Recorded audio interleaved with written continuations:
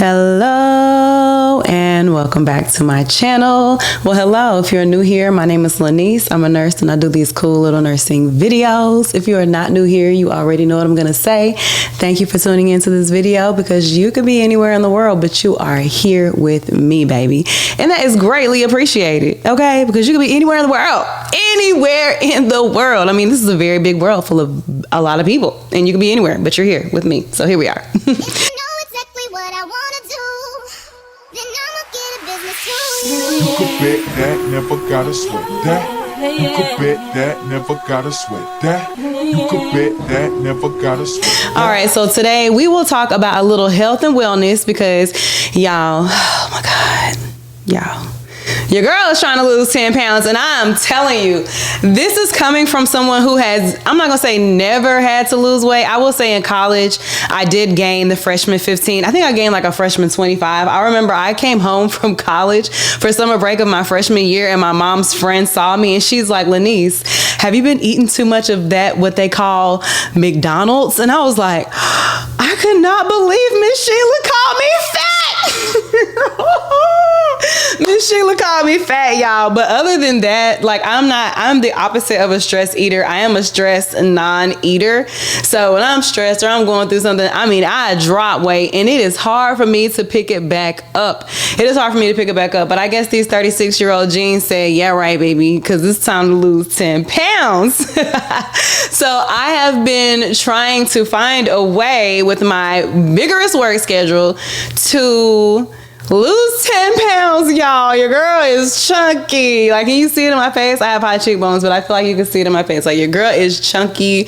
I think I went up like a cup. Sorry, that was so unnecessary. I think I went up like a cup size on my bra, y'all. Your girl is just, I don't know. I've gained a lot of weight. Part of it is from bulking up. When I do work out, I lift a lot of weights. I lift heavy weights. And so part of it is muscle, but I can just tell like, okay, it's time to start shredding. It's time to start cutting, but that is hard whenever you're a nurse and you're working 12-hour shifts. And it is also, it's even harder when you're a nurse and you're working overtime and you have children. You know, I can only imagine what other situations other nurses are out there, but I know that it is easy to let those 10, 20 pounds creep up on you, especially whenever you're working night shift and they decide to bring you guys donuts or they decide to give you guys leftover pizza from the cafeteria. You know, it's kind of hard to say no and be disciplined.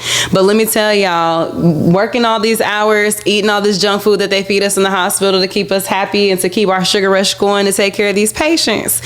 Doing all of those things, the weight is going to catch up and you are going to not only gain weight, you're also going to start to feel sluggish. You're also going to not be able to give your job the 100%. You're not going to be able to give your job 100% because you're just not going to be yourself. You are going to not be taking care of yourself after a while. So today we will talk about how as a nurse, let me get my chair straight. How as a nurse, how you can take care of yourself, how you can practice wellness and how you can be healthier as a nurse. Now these are, look, I'm not any, let me get my words together, y'all. When I get excited, I gotta get a little stutter. But these tips that I'm giving you guys, these are things that I am trying to incorporate in my day-to-day life. And these are things that I am realizing are helping me feel better. I can't say that it's making the number on the scale go down, but it is helping me be consistent and it's just helping me all around as far as my stress levels and just how I feel all together. So we'll go ahead and get into it, all right? Okay, so I will be the first to admit that I'm learning to become more feminine, but I am like not the most girly girl in the world. And I know this may sound crazy, but I always kind of thought like self-care practices were more so for the real girly girls out there. And so it was for a while, you know, I caught myself just always working and not really taking any interest in practicing any type of self-care. And everybody's definition of self-care is different. Everybody's definition of self-care is different. But when I say I'm practicing self-care, I am taking a self-care Sunday where I am exfoliating my skin. I am coming up, I have a face care routine in the morning. I have a tooth routine that I do in the morning, you know, when I brush my teeth. Like, I am like literally taking care of every nook and cranny of my body. And when I put more time into my self-care, I feel a lot less stressed. And I just feel overall more confident whenever I'm at work because I'm doing things that, I'm taking care of myself. So as far as self-care for me, like I said, I do these. I try to have like a self-care Sunday where I exfoliate in the shower. I use my little pumice stone on my feet. If I have a face mask, like a face mask scrub that I will do. I just have typically on a day-to-day basis, I just have a 3-step skincare routine. I wash, I hydrate with the oil, and then I put a moisturizer on. 4 steps, because now that the sun is really out, I have been remembering to wear my sunscreen. If you guys aren't wearing sunscreen out there, I don't care how, look, your girl is, they used to say you black as an ace of spade.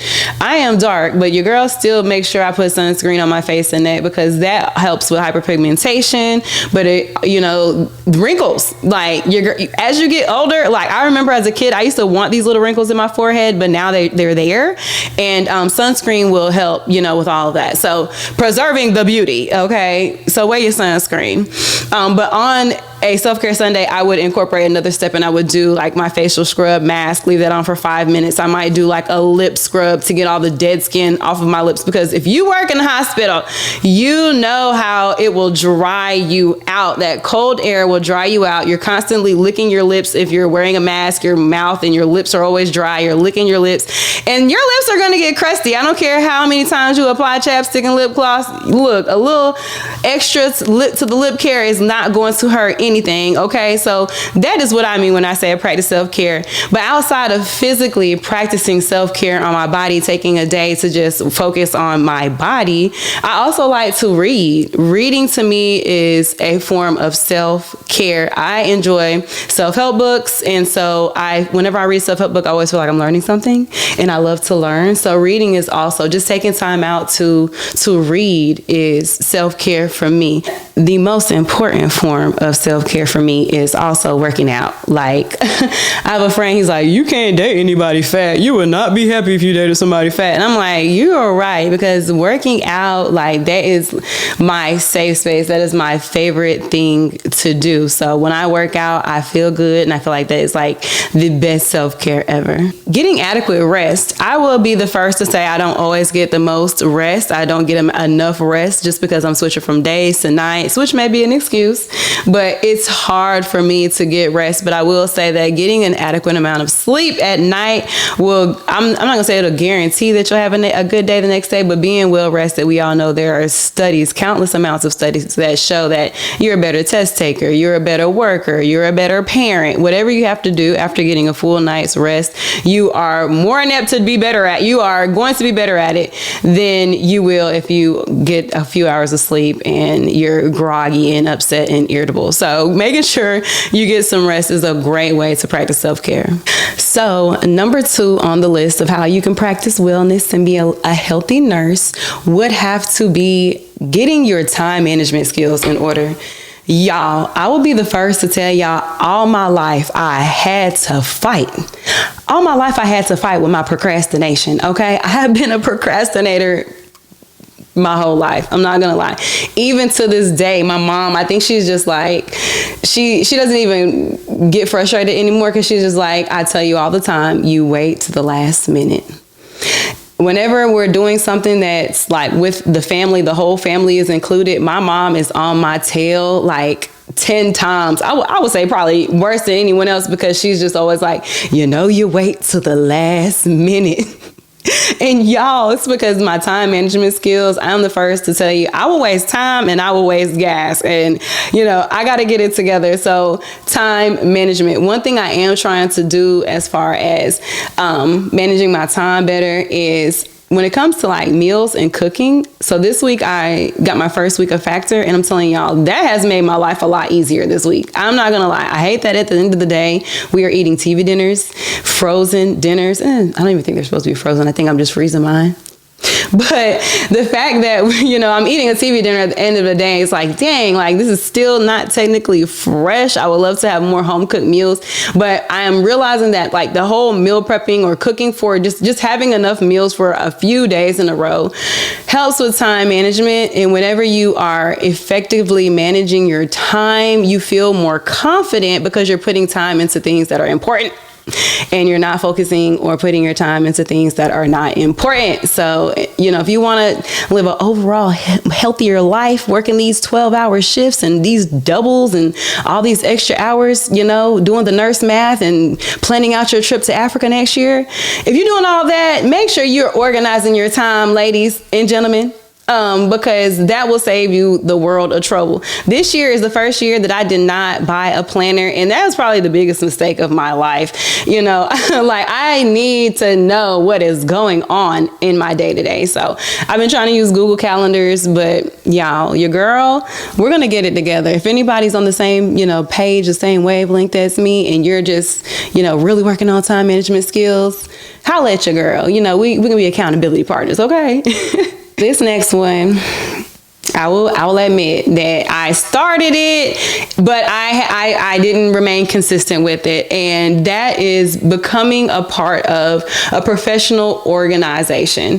When I say I started it with my job, my part-time job, at the time when it was my full-time job, I was a part of shared governance. I'm not sure if different types of facilities have shared governance, but I know for a fact the hospital has shared governance, which is where people of each department, that play different roles, secretaries, nurses, nurse managers, they get together and they get together and have a meeting, and they talk about how they can better the hospital, or talk about what's going on in the hospital that the higher ups may not know that they need to know about. And I enjoy shared governance, maybe partly because I'm a little nosy. I want to know what's going on, but partly because I'm a little nosy. I'm a curious person. I like to call myself, I'm a curious person, but also because I felt a sense of camaraderie. I was able to sit down with other people in my department and talk to them about the things that are bothering me, to, just sometimes you just want to ask another nurse, like, am I crazy? Am I overthinking? Is it just me?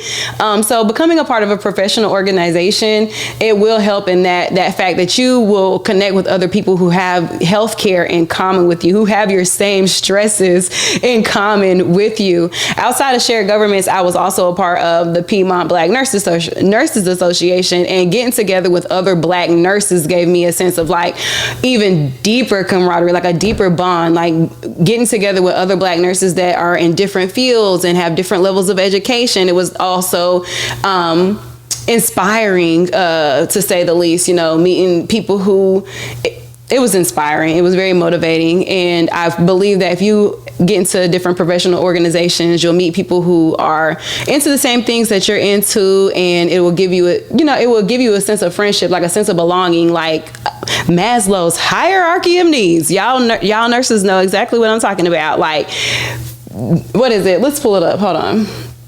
The part that I'm talking about on Maslow's is like belonging. Like, you want to feel, it's a basic human need to feel like you belong somewhere. What is it? Okay, so the first level is physiological needs. So of course, like food, water, shelter, clothing, the things that you absolutely need. If you don't have those things, you don't need to be worried about anything else. Okay. After that is safety and security. And then the third one is love and belonging, friendship, family, intimacy, sense of connection. And becoming a part of a professional organization, it gives you that. So it's feeling a need. It's, why wouldn't you not want to do it? Okay.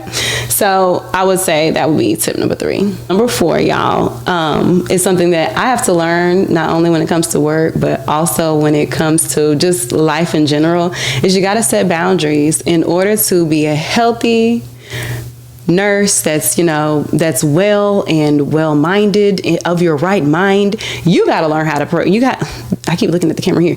You have to learn how to set boundaries. Okay.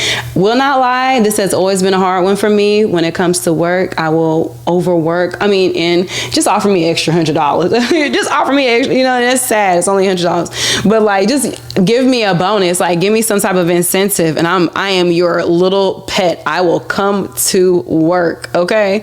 So I have to learn how to set boundaries whenever it comes to work. Sometimes whenever I was working in the nursing home, it would be times where they would expect you to care for, well, they still do. I just haven't been in the nursing home in a long time, and I've heard it hasn't changed, but in the nursing home, they expect you to take care of 40 and 50 patients because it's nighttime.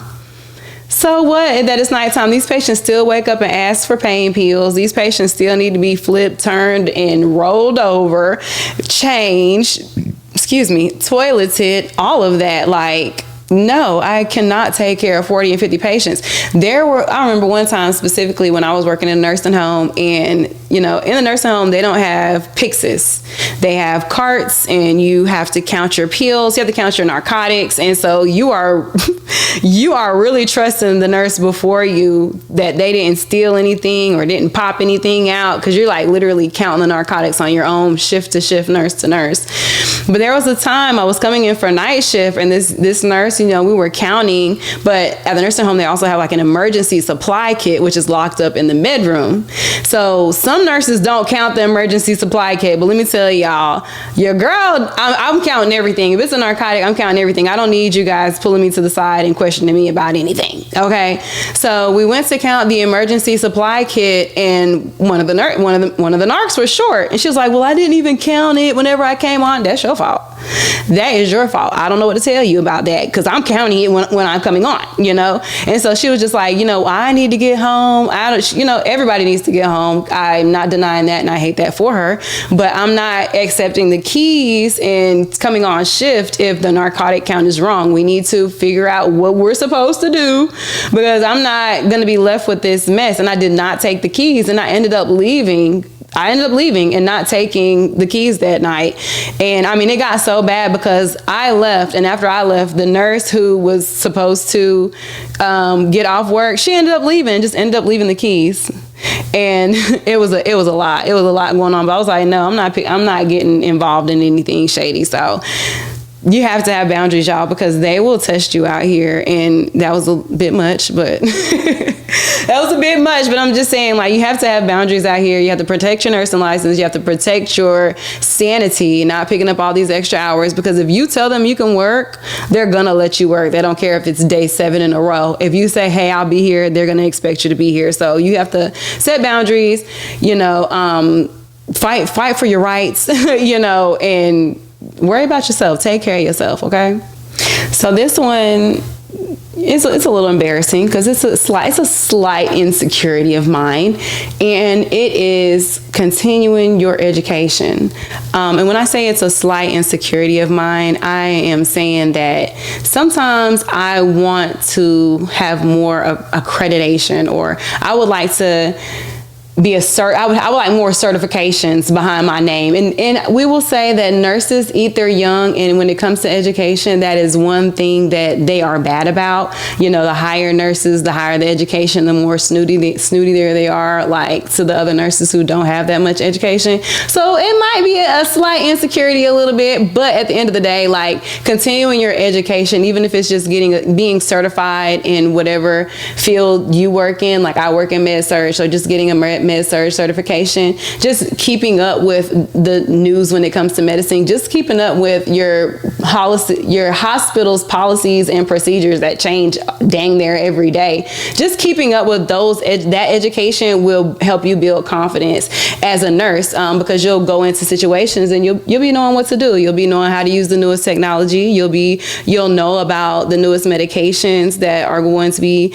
passed out. And let me tell you, if you make a mistake as a nurse and it was because you didn't read the email, I'm sorry to be pointing at y'all. I hate that I'm coming down on y'all. But if you do that and it was sent out in an email last week and you didn't read the email, so you made a mistake on your heparin dosage, you're going to hear about it. You are going to hear about it. And that's not the type of phone call or the office visit that you want. So keeping up with your education, your continuing education as a nurse, will help build confidence. It will help with your all around health and wellness, because you will be able to help. It will help keep your sanity, okay? It'll help keep your job, and it will help keep your sanity. Number 6 on the list, I think number 5 was continuing your education. So number 6 on the list would be making sure you work in the type of work environment that is good for you. Everybody is not built to work in the hospital. Everybody is not built to work as an insurance nurse or a utilization review nurse, behind the desk. Everybody is not meant to work in the emergency room, and everybody is not meant to work in the PACU. Find the work environment that is best for you. I cannot tell you how much stress can be relieved if you work a job that is best for you. Whenever you're thinking about the type of job that works for you, you need to sit down. You need to figure out what type of person you are. Are you type A? Are you very organized? Do you like to plan things out, be on top of everything, plan ahead, be very future oriented? Are you plan A, or are you plan A or type A, or are you more like me? You're more chill, more laid back. You don't want too much responsibility, but you still want to interact with people. You still want to talk to people. You still want to take care of people, but maybe not necessarily when they're in the most critical of conditions. Figure out what type of personality you have, and then from there, figure out what type of nursing you want to do. Because if you work somewhere and you are not happy, it will show. It will show. Your patients will know. Your family will know, because you'll come home complaining a lot, and your job will know, because you'll be that nurse that's always complaining. I'm telling y'all, I know there was one nurse that I was working with on this travel assignment currently, and she's no longer at this hospital, but every day she would, I can't say every day because I didn't only work 3 days a week, but a few times when I was working with her, she would come in first thing in the morning before we even get started. The girl would have an attitude and be fussing at everybody. And it's like, girl, like every day though, like, dang, are you ever happy? Like, you don't need to work here if you don't like, if it's that bad, if you really don't like it, girl, like goodbye.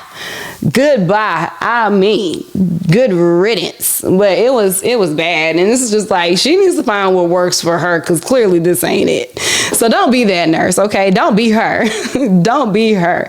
Find the work environment that's best for you, and it will help tremendously with your stress levels. Okay, so I have been going to church lately. Okay, I went like twice in the last month or two. But I've been listening to my word. I've been in the Bible though. But like, I have been trying to find a way to connect with my source. I have been trying to find a way to become more mindful, to have a little bit of faith, to have a little bit of gratitude. And I will tell y'all, whenever I think like that, whenever I get in those moments and I truly start practicing gratitude for my career, for my job, for my mental sanity, like just who I am as a person, when I just start becoming very grateful of those things, my stress level is like way lower. I don't even know. My stress level goes down. Okay. Cause I put myself in a frame of mind that's like positive and happy. So one thing I'm trying to do to be more mindful is I'm trying to journal more. I'm trying to check myself, trying to figure out my feelings and, listen to myself every night, learn to trust myself. But I'm also trying to find a way to spend time with God, whether that's on my drive to work, I take a moment to talk to God. Whether that's whenever I'm home at night and I'm in the shower, I'm trying to find a way to talk to God. Like, I'm trying to find a way to be more mindful, to practice more, meditate on the good things that are going on in my life. And I swear to y'all, I'm telling y'all, if you go to work and instead of thinking, dang, I don't want to be here today, and start telling yourself like, wow, I have the opportunity to be here today. Like, God allowed me to make it through nursing school. He woke me up this morning. I'm in my right mind, to where I'm on this side of the fence. I'm on the side that's taking care of people, and I'm not the person that needs to be taken care of. If you go into work, I honestly feel like that makes you, for one, it makes you a better nurse, because you're going to provide better care for people, because you're going to feel compassionate. You're going to be able to feel empathy for these people, because you're grateful to not be in their situation.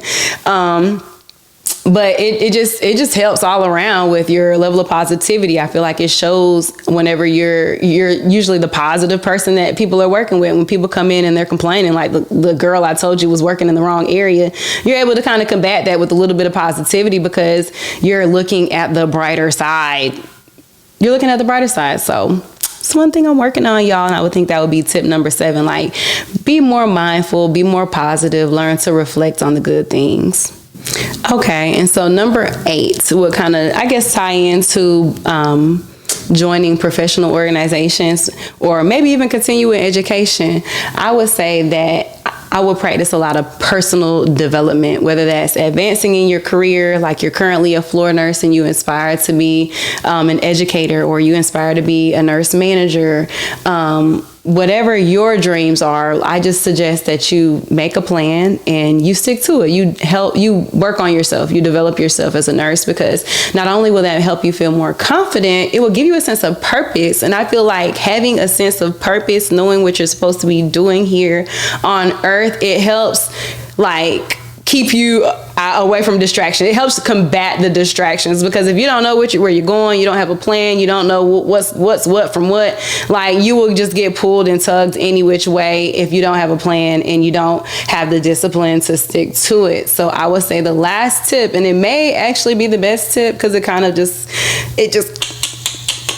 just ties everything together, would be to just practice personal development. Okay, just work on yourself, just be the best that you can be, just do whatever you can, like just work on yourself, practice personal development. And I feel like that will help you guys stay fresh, no burnout, it'll help you be a better nurse, y'all. I'm starting to ramble a little bit. I'm trying to get my words together. I'm a little tired too, because your girl. So y'all, we'll just go ahead. I'm gonna change the subject a little bit, because that was the last one. And trying to put all of these tips into use and becoming a better person, I'm struggling. I am tired. I need a nap. I need a nap, y'all. Your girl, I worked out twice today. So I went to the gym and I had a leg day, and I had a really good leg day today. I was feeling the burn. Glutes gonna be on shelf tabletop soon, okay? But then after that, I went and ran 2 miles outside in the sun at 12 o'clock in the afternoon. Like, who does that? I mean, I'm trying to get a little bit darker. I'm working on my tan. I got a couple tan lines, so whatever I'm trying to work on, I want to be like chocolate, like I'm Sudanese or something when I go out of town next month. But dang, that sun was beating me down. Like, do you care about me at all? Like, God, is that you? It can't be. I must be in hell right now. It was hot, y'all. It was hot. And so I'm tired. So that's why I started rambling towards the end of the video, for y'all that like to comment that I ramble too much. But anyways, I'm thirsty. Tip number 9, stay hydrated. Okay, stay hydrated. Make sure you're drinking your water. Take your water. Take your nice little Stanley cups that y'all nurses like to have. Fill your Stanley cup up with water and stay hydrated, okay? That's all I got to say. If you haven't already, like the video. Like it, okay? I know you like it. Just go ahead and like it. Like the video. Subscribe to my channel. Hit the bell notification so you'll know when I post another video. And I just ask that you please share it. If you are a nurse, you have other nursing friends, share the video, okay? Share the video. Your girl is here to get new subscribers and to get more views. So do me a solid and share the video, okay? Anyways, my name is Lanice, just in case you forgot. I do these cool little nursing videos, and I'm going to head out of here, y'all, because I need a nap. Then I'm going to edit, and bye, y'all. Peace.